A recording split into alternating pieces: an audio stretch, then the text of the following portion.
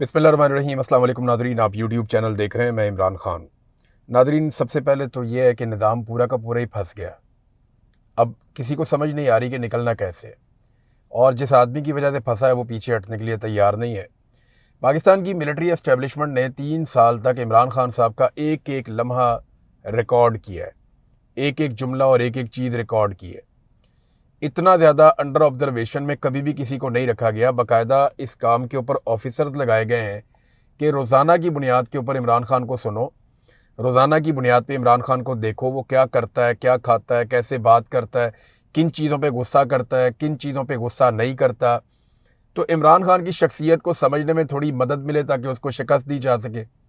लेकिन एक एक लम्हा रिकॉर्ड करने के बावजूद, सारे तजर्बे करने के बावजूद, अपनी एक्सपर्टीज़ इस्तेमाल करने के बावजूद, निज़ाम को जो वाहिद बात समझ में आई वो ये है कि ये आदमी समझ से बाहर है, ये आउट ऑफ सिलेबस आ गया ये आदमी, और ये अब क्या करेगा, किस तरह करेगा, आप इसको प्रिडिक्ट नहीं कर सकते।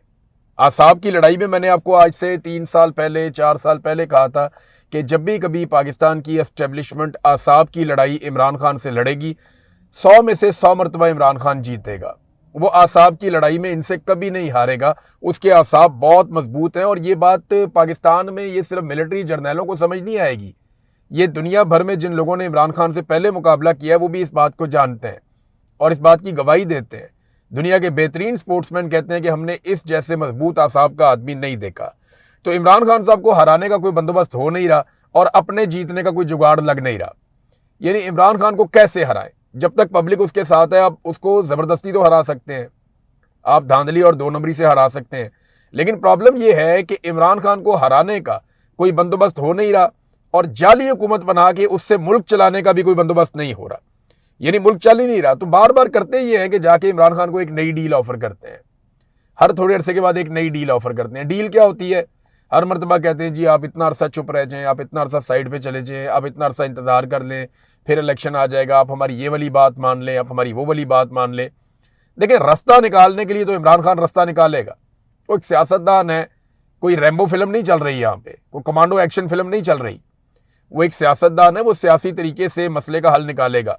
इमरान खान को रॉकेट लॉन्चर लेकर जेल में नहीं बैठे हुए, ना इमरान खान ने बाहर आके कोई एटम बम का बटन दबा देना है, या ना इमरान खान ने कभी क्लाशनकोफ लेके, वो अच्छी तरह मुझे याद है इमरान खान साहब ने ये बात हमें एक मरतबा से ज्यादा मरतबा बताई, और ये शायद आपने कभी सुनी भी होगी कि कराची में जब बहुत सारी मुसल्ला जमातें होती थी और पाकिस्तान तहरीक इंसाफ एकदम कराची में ऊपर जा रही थी, तो इमरान खान साहब को यह मशवरा दिया गया और बार बार दिया गया कि हमें भी अपने कुछ मुसल्ला लोग रखने चाहिए, कराची में अब सर्वाइव ही नहीं कर सकते। तो इमरान खान ने कहा था कि अगर हमने मुसल्ला विंग बना लिया तो हम कराची को कभी आज़ाद नहीं करवा पाएंगे। वो इस बात में मानता ही नहीं है हथियारों में, वो इस बात में मानता ही नहीं। हाँ, वो स्ट्रगल के अंदर मानता है, जिद्दोजहद के अंदर मानता है, जमहूरियत में और बातचीत में मानता है।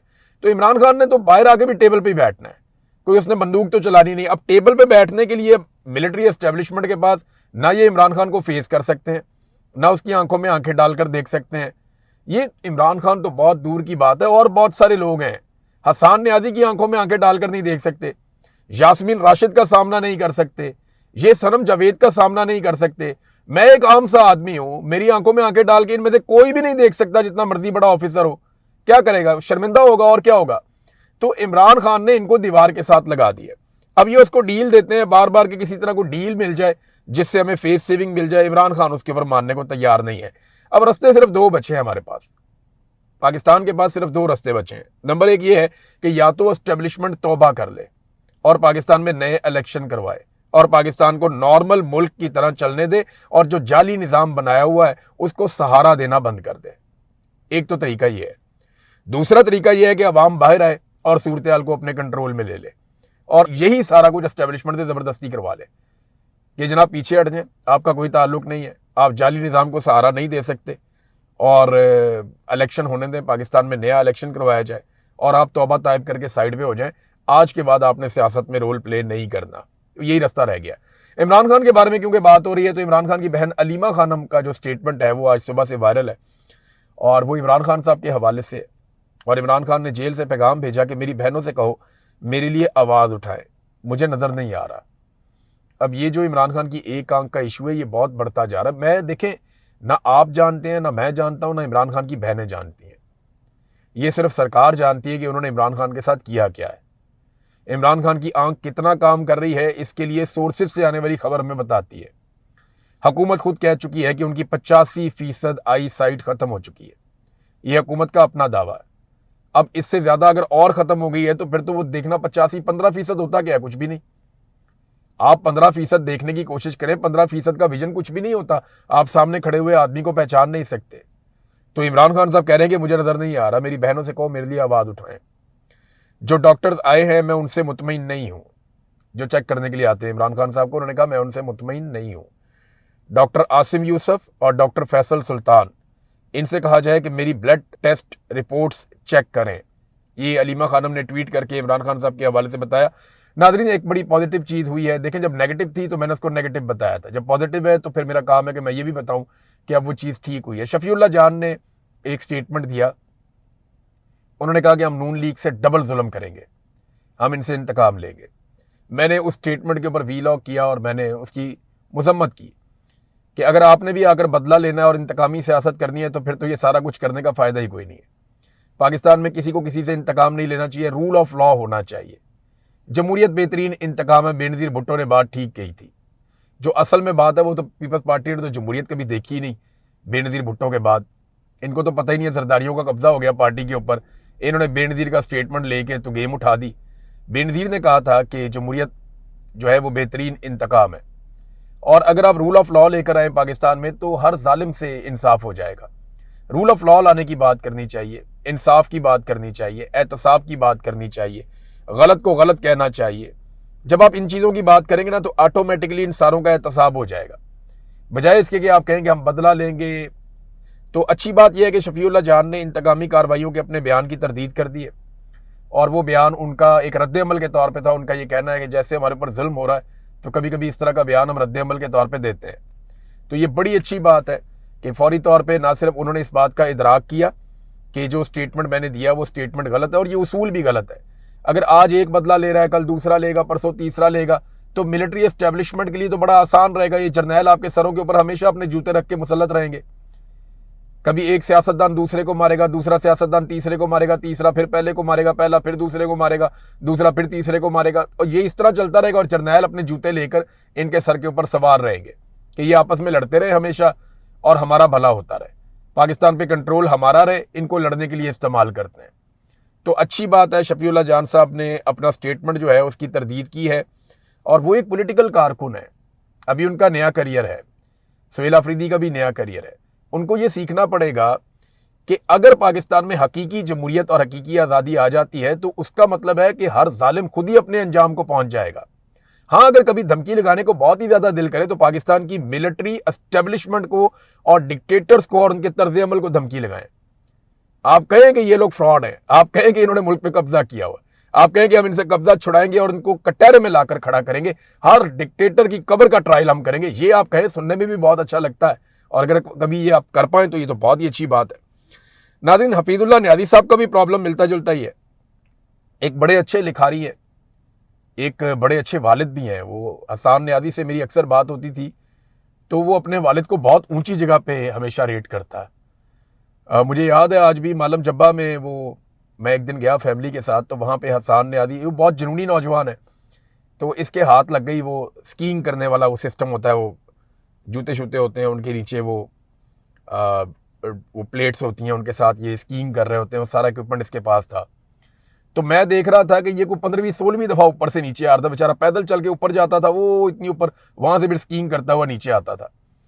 तो मेरे पास, अच्छा, एक दो दफ़ा ये गिरा भी बहुत बुरी तरह, तो मैंने इसको जाके पकड़ा, इससे मेरी बातचीत हुई, तो कहता है मेरा तो ख्वाहिश है कि मैं अब्बा को यहाँ पे लेकर आऊँ।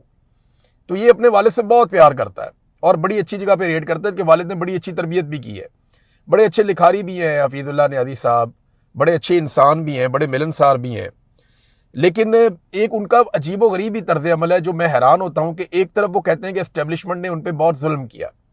वो ये बताते हैं बड़े बारोब अंदाज में, एक सरकारी ऑफिसर ने जो मुलाजिम है उसने इन्हें कहा कि जाओ, जहाँ तक भागना भागो, ना कोई अदालत तुम्हारे बेटे का केस सुनेगी, और अगर कोई जज सुनेगा तो वो उसको लटकाएगा, तुम्हें इंसाफ नहीं मिलेगा, दौड़ लो जहाँ तक दौड़ना है।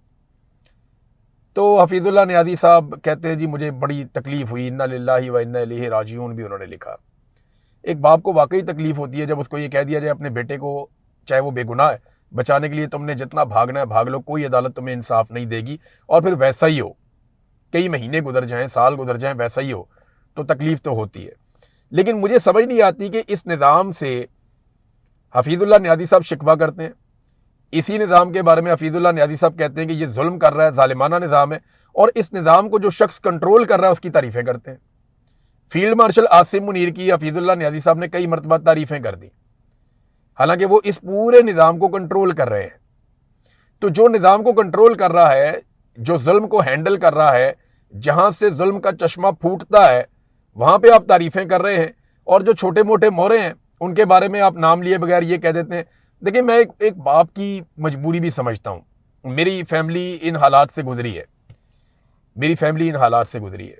ये बहुत मुश्किल, बड़े कठिन हालात होते हैं, और बड़ा सब्र चाहिए होता है, बड़ा हौसला चाहिए होता है। अब मैं तो जबरी तौर पे लापता था, मेरा तो पता ही नहीं था कि आना या नहीं आना इसने। मेरे बारे में तो खबरें भी चला दी, यहाँ पे बहुत बड़े बड़े सहाफ़ी बैठे हुए हैं नाम पर, जिन्होंने कह दिया जी कि इमरान रियाज जो है वो दुनिया में नहीं रहा, मर गया। तो ऐसी ऐसी खबरें भी चला दी गई। तो बड़ी तकलीफ होती है फैमिली को। इनको तो चले पता है कि इनका बेटा कहाँ पे है, जेल में बंद है, किन हालात में है, पहले फौज ने रखा हुआ था, मिलिट्री कोर्ट ने उसको सजा दी है। लेकिन मैं ये समझता हूँ कि ये कितनी बड़ी तकलीफ होती है एक बाप के लिए। अल्लाह ताला आसानियाँ पैदा करे। लेकिन एक मेरी गुजारिश है कि जो लोग इस वक्त मिलिट्री एस्टेब्लिशमेंट में तनकीद कर रहे हैं, उनसे लड़ना मुनासिब नहीं है। जो आप नहीं कह पा रहे ना, जो आपके दिल के अंदर है, जो तकलीफ है आपके दिल के अंदर, वो ये लोग कह पा रहे हैं। तो जो कह पा रहे हैं, चाहे वो पाकिस्तान में या पाकिस्तान के बाहर है, उनको ताने देने से बेहतर है कि उन्हें उनका काम करने दें। मैं जानता हूं आप भी वही सारा कुछ कहना चाहते हैं, लेकिन पाकिस्तान में रह के, खास तौर पे जब आपका बेटा अपना जेल के अंदर, और जवान बेटा है जिसके ऊपर आपने सारी जिंदगी इन्वेस्टमेंट की है, बड़ी कोशिश की है, और ऐसा लाइक बेटा है आपका, तो कोई बाप जो है, वो कोई बाप भी होगा, वो इसी सूरत में पहुंच जाएगा। लेकिन कम से कम जो लोग बोल रहे हैं उनको बोलने दिया जाए। अब नाजरीन, हमारी जो गवर्नेंस के पोल है ना पाकिस्तान के, वो हर दूसरे दिन खुल जाते हैं। गवर्नेंस के मजीद पोल भी खुले हैं। मैं आपको एक चीज बताता हूं, ये 5 दिन हो गए हैं। कोट अद्दू एक पंजाब का इलाका है, आप सब अच्छी तरह जानते हैं। मैं वहां बहुत आता जाता रहा हूं, मेरे दोस्त भी वहां पे रहते हैं कोट अद्दू में, और मैं उन्हें मिलने जाता था। बड़े ही शानदार लोग हैं कोट अद्दू के, बड़े डाउन टू अर्थ लोग हैं, बड़े अच्छे तरीके से मिलते हैं, बड़े प्यार से मिलते हैं। मुझे बहुत अच्छा लगता था जब भी मैं वहां जाता था। बड़े मेहमान नवाज लोग हैं। तो कोट अद्दू में एक इंसिडेंट होता है, एक शादी के ऊपर जा रहे होते हैं लोग, और एक रिक्शा पूरे का पूरा वो पुल के ऊपर से वो गिर जाता है नहर में। अब ये जो नहर है ना, ये मुजफ्फरगढ़ कैनाल है, ये बड़ी गहरी नहर है, इसमें बहुत ज़्यादा पानी बहता है, बहुत बहुत बड़ी नहर है, बड़ी गहरी नहर है, और इससे बाहर निकलने का रास्ता भी नहीं है। क्योंकि मैं यहाँ से ना जब गाड़ी में खुद ड्राइव करता था, तो मैं देखता था इस नहर के दोनों किनारे पक्के हैं, तो इससे बाहर निकलना इतना आसान नहीं है। यहाँ मेरे पास वीडियोज़ हैं, मैं देख रहा हूँ कि अपनी मदद आप के तहत ख़वातीन जो हैं वो लोगों को निकाल रही हैं, रेस्क्यू कर रही हैं। ये मैंने खुद देखी वीडियोज़, मैंने खुद तस्वीर देखी हैं। और एक रिक्शा जो गिरा है उसके अंदर 3 औरतें थी, 20 मासूम बच्चे थे, और 3 मर्द थे। अब वहां पे जो नहर है उसके गिर्द कोई हिफाजती बंदोबस्त ही नहीं है, पूरा रिक्शा ही अंदर गिर गया। अच्छा चले, रिक्शा गिर गया तो रेस्क्यू आ जाना चाहिए था, फौरी तौर पर नहर का पानी पीछे से बंद हो जाना चाहिए था। नहर का पानी बंद हो जाता तो कम से कम जो लाशें ढूंढना है वो आसानी होती, लोग जिंदा भी बच सकते थे। कुछ लोगों को जिंदा निकाल लिया गया, और तमाम लोगों को जिनको जिंदा निकाला गया वो मकामी अफराद ने निकाला। रेस्क्यू वाले जो है वो काफी ताखीर के साथ पहुंचे, 6-7 लोग उनके आए, एक कश्ती वो 7 लेकर आए, लेकिन एक भी लाश रेस्क्यू वालों ने नहीं निकाली। जो लोग वहां पे काम कर रहे थे उन्होंने 12 लाशें निकाली हैं, जो मकामी लोग हैं उन्होंने खुद निकाली अपनी मदद आपके तहत, बच्चों की लाशें 12 लाशें निकली हैं। 3 लाशों के बारे में अभी तक कुछ पता नहीं चल रहा, लाशें मिल ही नहीं रही। एक लाश जो है वो जाए वो कुआ से लगभग कोई 25 किलोमीटर दूर जाके एक हेड से मिली है, और एक लाश जो है वो बहती बहती जो है वो राब्ता नहरों में चली गई, और वहां से होती हुई वो खेतों में चली गई, खेतों से जाके मिली है। तो अजीबोगरीब सूरत हाल है, ये गवर्नेंस की हालत है पंजाब में। कोई भी बड़ा डिजास्टर जब भी होता है ना, तो ये एक्सपोज हो जाते हैं। रूटीन के छोटे मोटे मामलात में ब्यूटिफिकेशन प्लान्स ये बनाते रहते हैं, यानी एक बाजार है, वहां पे ताजरों से पैसा लेके, ताजरों का ही पैसा लगा के, तो उसकी अच्छी सी डेकोरेशन करके, वहां फूल बूटे लगा के, और थोड़ा सा उसको सजा के, चौक शौक लगा के उसकी तस्वीरें बना लेते हैं, और वो तस्वीरें बना के जो है उनको जारी कर देते हैं। तो वो कहते हैं जी ब्यूटिफिकेशन हो गई है। तो इसको गवर्नेंस नहीं कहते। आपकी गवर्नेंस का पता चलता है जब कोई मुश्किल आती है, जब कोई मुसीबत आती है। पाकिस्तान का मीडिया ये खबर भी नहीं दे रहा। मकामी सहाफ़ियों ने मेरे से रब्ता किया और उन्होंने कहा इमरान साहब आप ही ये खबर दे दें, पाकिस्तान का मीडिया तो इस खबर को चलाने के लिए तैयार नहीं है। 12 घंटे के बाद पानी बंद किया है इंतज़ामिया ने, और जो रेस्क्यू का अमला बाकायदा पहुंचा बड़ी तादाद में, जब रेस्क्यू के लोग आए तो वो बहुत देर के बाद आए, जब तक काफ़ी लाशें निकाल ली गई थी। और आज 5 दिन हो गए हैं, 5वें दिन तक भी जो इतला आई वो ये कि 3 लोगों की लाशें अभी तक वहां से पानी में से नहीं निकाली जा सकी। ये है जनाब हमारी गवर्नेंस। शरीफ खानदान जब भी इक्तदार में आता है ना कोई रिकॉर्ड कायम करता है। एक इनका रिकॉर्ड है जो कभी नहीं टूटता। ये जब भी इक्तदार में आते हैं ना, अब 90s से लेके अब तक देख लें, ये हमेशा गंदम इंपोर्ट हमें करनी पड़ती है। ये जब भी इक्तदार में आते हैं क्या होता है ऐसा कि गंदम अच्छी खासी पैदावार के बावजूद हमें बाहर से मंगवानी पड़ती है। कौन इसके अंदर कमीशन खाता है? क्यों बाहर से गंदम हमेशा मंगवानी पड़ती है? किसी और के दौर में तो नहीं मंगवानी पड़ती। अगर किसी और दौर में मंगवानी पड़ती है तो बहुत थोड़ी मंगवानी पड़ती है। शरीफ खानदान में हमेशा जब भी ये इक्तदार में आते हैं हमारी गंदम गायब हो जाती है, बाहर से मंगवानी पड़ती है। ये करते ये हैं कि किसानों से गंदम उठाते हैं और बाहर महंगे दामों बेच देते हैं, गंदम स्मगल कर देते हैं और यहाँ पे मिडलमैन बहुत पैसा बना लेता है। लेकिन फिर पाकिस्तान जो है वो बाहर से गंदम मंगवाता है। तो इस मरतबा फिर पाकिस्तान जो है वो बाहर से गंदम मंगवा रहा है। इन्होंने अपना रिकॉर्ड टूटने नहीं दिया। नादरीन, कश्मीर के अंदर जो है वो अभी तक एहतजाज जारी है। लगभग 2.25 महीने हो गए हैं। वो लोग पीछे नहीं हट रहे, वो अब तक एहतजाज कर रहे हैं अपने मुतालबात के हक़ में। जबकि वहाँ पे एक नई सरकार भी बना दी गई है। नवाज शरीफ साहब मरी में बैठे हुए फैसले कर रहे हैं कि जनाब किसको मैंने मखसूस नशस्तें देनी है, कौन वज़ीर आज़म होगा, किसको कौन सी वजारत दी जाएगी। तो नवाज शरीफ साहब वहाँ पे फैसले कर रहे हैं। एक जाली हुकूमत उनको बनाकर दे दी गई आज़ाद कश्मीर में, और हम सब जानते हैं कि ये हुकूमत कैसे बनाकर दी गई थी। तो अब नाजरीन वहाँ पे एक और नौजवान आज शहीद हो गया और उसके वालिद से लोग जाकर मिल रहे हैं, गले लगा रहे हैं। बड़ा प्यारा नौजवान था, बिल्कुल जवान बच्चा था, सयाम उसका नाम है। वो भी शहीद हो गया ज़ख्मों की ताब ना लाते हुए, और उसको जो है उसकी मैयत ले जाई गई। घर में लोग वहाँ पे इकट्ठे हो गए। कश्मीर में जो नफ़रत का बीज बो दिया गया है ना, ये खुदा ना खास्ता दरख्त बन जाए, इससे पहले जो है वो कश्मीरियों को गले से लगाना चाहिए। मैं आपको आज भी कह रहा हूँ कि उनके सारे मुतालबात नाजायज़ नहीं हैं। आपने उनके साथ बहुत ज़्यादती की, लेकिन इसके बावजूद वो पाकिस्तान का नारा भी लगाते हैं, पाकिस्तान के साथ खड़े भी हैं। उनके गिले और शिकवे जो हैं उनमें से ज़्यादातर जायज़ है। लिहाजा उनकी बात सुने और उनके साथ आगे बढ़े। पाकिस्तान की शारग है कश्मीर, तो हमें ये बात सबसे ज़्यादा खुद समझनी चाहिए। नाज़रीन, बलूचिस्तान में जब DGI-SPR की जानिब से स्टेटमेंट आया कि ये कोई खुदकुश बमबार की गाड़ी तैयार कर रहे थे, उसके नतीजे में धमाका हो गया। वहाँ कोई टेक्निकल इशू हो गया और धमाका हो गया और सारे लोग मर गए। तो वो खाते में डाल दिया गया था कि जनाब ये लोग तो दहशतगर्द थे सारे। लेकिन मकामी अफराद का कहना कि जी ऐसा नहीं है। अब वहाँ पे 9 बच्चे, 7 खवातीन और 12 मर्द जाँ बहक हुए थे। उनकी तादाद टोटल मिला के 28 है बलूचिस्तान में। वहाँ जो मकामी अफराद हैं उन्होंने वीडियो जारी की है। उस वीडियो में वो दिखा रहे हैं कि ये कोई यहाँ पे ट्रक तैयार नहीं हो रहा था धमाके के लिए, जिसका क्लेम किया जा रहा है कि ट्रक तैयार हो रहा था और उसमें धमाका करना था और उसकी वजह से वो यहाँ फट गया और ये लोग मारे गए। नहीं, ऐसा नहीं है। उन्होंने बाकायदा सबूत दिखाए हैं कि उन पे एरियल स्ट्राइक की गई है। बल्कि वो पुर्जे जो एरियल स्ट्राइक के अंदर जो हथियार इस्तेमाल किए गए उनके टुकड़े भी उन्होंने दिखाए और उन्होंने बताया कि हमारे ऊपर एरियल स्ट्राइक हुई है, फ़िज़ाई हमला हुआ है। ये कोई यहाँ पे हादसे के नतीजे में या कोई बम तैयार करते हुए ये सारा कुछ नहीं हुआ। तो उन्होंने वहाँ से वीडियोस जारी कर दी। तो वहाँ मकामी लोग, मकामी सहाफ़ी जो हैं वो यही बात बता रहे हैं कि सुराब में एहतजाज जारी है और वजह उसकी ये है कि 28 लोग बेगुनाह जो है वो जाँ बहक हुए हैं और उनके ऊपर एक फ़िज़ाई हमला हुआ है। अब इसको कोलेटरल डैमेज आप कहेंगे, इसको कैसे रियासत जस्टिफाई करेगी? आप लोगों की मदद के बगैर आप दहशतगर्दी को ख़त्म नहीं कर पाएंगे।